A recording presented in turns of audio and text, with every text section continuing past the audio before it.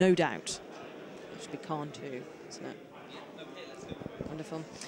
Well, I'm joined now by David from the Chief Operating Operator from Golden Boy. Wow, welcome. Thank you for joining us. Thank you for having me.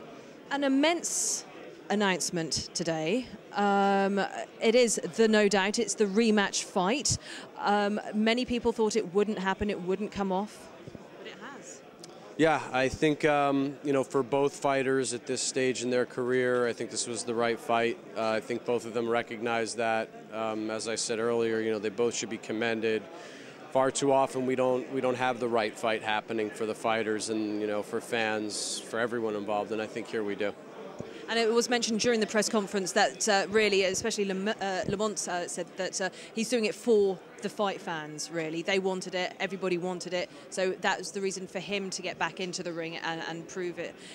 Well, he says he's the winner, obviously Khan says he's the winner, so it's really for the fans. Is that really the case? Yeah, well, I think it plays into it. Obviously, Lamont was in a position where he could take a look at what various options there were out there for him, and I guess financially this was short of a fight with Pacquiao, which obviously didn't happen, was probably the best financially for him. But that's an indication that that's a fight that the fans want to see. If the most money is there, it's the fight that people are going to be paying money to see when they show up to buy their tickets, and it's the fight that the network feels that people are going to be watching, so they're going to pay the most money for. So I think that is probably true. Do you think the most money was offered for this fight? Because I heard there were a few more mil in the pot for the Manny Pacquiao fight. Well, obviously, when you're talking about Manny Pacquiao, or Floyd Mayweather for that matter, those are the two fighters that you can fight in boxing. That the money is kind of in a different stratosphere. But as I said, short of Pacquiao, I believe that this was financially the best fight for Lamont to take. And now, this has come about because there was so much controversy over the last fight. Can we clear it up once and for all? What's the latest with your camp, with you guys, Amir Khan? So how does he feel about it right now? Well, May 19th, it'll all get cleared up. Everyone can speculate and question and wonder as to what happened, and points being deducted and men in black hats, and but at the end of the day, the right thing happened here, and both fighters are going to get in the ring again, and they're going to fight and determine who the better fighter is on May 19th. Okay, but there was a guy who was there who shouldn't have been there. What really happened with that? What happened behind closed doors? Are you allowed to say anything? Well, we honestly look. It was never determined what that gentleman was doing there. We were told why he was there. There's pictures of him apparently doing one thing, video of him apparently doing another thing. There was no trial, there was no formal forensic investigation. So we'll never know. But look, what we do know is that May 19th, these two fighters are going to get in the ring and they're going to do it again.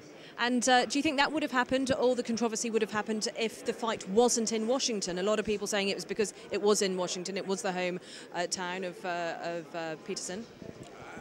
You see, in boxing, you see funny things go on everywhere you go. There have been instances in, look, like I said before, Nevada has one of the greatest commissions, out there. Their officials are considered to be the best officials. People have off nights. People make mistakes. People are human. Whether or not, that could happen in D.C. or New York or California or Nevada, it can happen anywhere. So, but I think in terms of the level of expertise of the commission, I think Nevada is a commission that everyone feels most comfortable with. And is that why you chose it? Would you have been happy with the London fight or Manchester seeing as it's Amir? Well, as Amir said, I don't think that a fight in England would have necessarily been fair. To have Lamont come here to fight after winning the championship and being the champion, to demand that he come here wouldn't necessarily be fair. I think the fair thing is to put it on neutral ground. And you've had some great fights in Vegas, and of course the guys did meet before at the casino in Vegas, where they are due to fight in a couple of months' time. But obviously they met in the changing rooms because they were Peterson was the undercard on that occasion, wasn't he? Yeah, when Amir fought Marcos Maidana, Lamont fought Victor Ortiz. So things like this happen in boxing. Your next door neighbor in a dressing room is your opponent a few years later. Happens all the time. And this is the first date of a three-date tour. You're going to LA and then you're going to Washington to announce and get everybody all roused and ready for this massive fight. It is going to be a wonderful fight. Can't wait. How are you expecting people to react in Washington? Well, we actually go to Washington next. We're in Washington on Thursday, and then we're in Los Angeles on Monday. A bit worried? About Washington? No, I don't think anyone is going to be, acting, in any manner that's, disrespectful or, unruly there the same way, Lamont or his team had any concerns about, the way things would go here. I mean, everyone's a professional, or their press conferences, they're, mainly for the media, and I think it'll be fine. And we've had loads of tweets coming in saying, okay, this could have been a massive PR stunt. A bit elaborate, but there's the sort of hints that it was a PR stunt to get the people interested, to get the press interested, to hype up the purse, to get increase the purse, and get people really wanting this fight. And of course, we do want this fight. Everybody's here. You've sold out a load of tickets already, so. People wanted to see this fight without everything that went on afterwards. It was a good fight. I think the conspiracy theorists are, they're conspiracy theorists. They're the same people that that'll tell you that 9/11 was staged by the United States government. People. Yeah, I know that's an extreme example, but people let their imaginations run wild, and there was no plan for it's not like we all huddled up together after the last fight and said, okay, let's say this, and this, and get this. No, it didn't happen that way. But you've got to raise an eyebrow, perhaps. It was in Washington. He was deducted 2 points for pushing. Virtually unheard of. And we had the chap in the hat and then the missing scorecard for 2 days.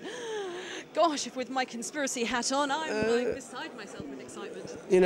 Look, the reason why there are conspiracy theories is because people take things that happen and they piece them together and they say, well, how could this all have happened if there wasn't a conspiracy theory? But, look, I hate to use the old adage, but it's boxing, and, strange things happen in boxing. And it's not corruption?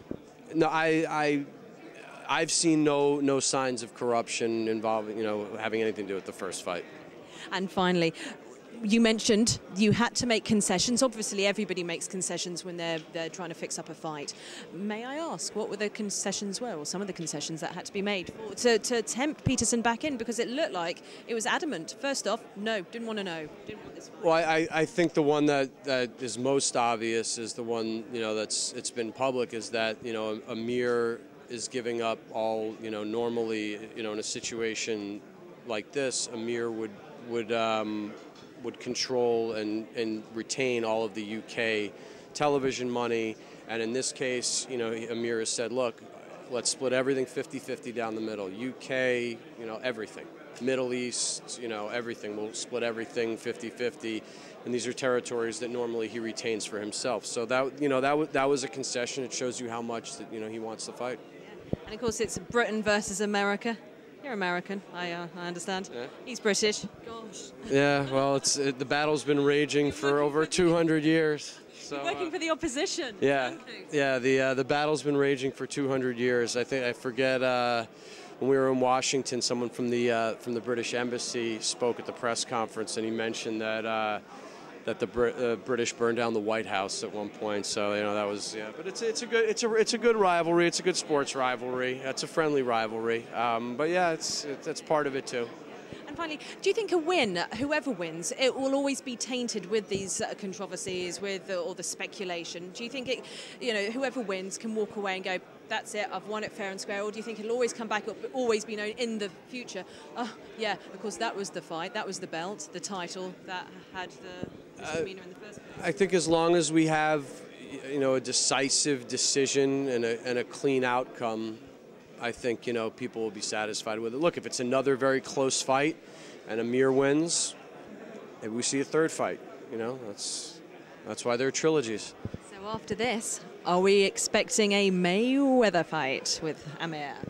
You never know. We take them one step at a time, and Amir's got his work cut out for him May 19th. But we'll see what happens after that. And should there be a Mayweather fight, what about me coming out there just as your guest? I can't make any promises.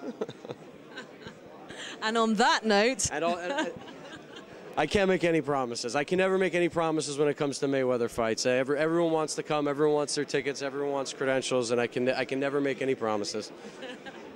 David, thank you so much for joining us. No problem. Thank you.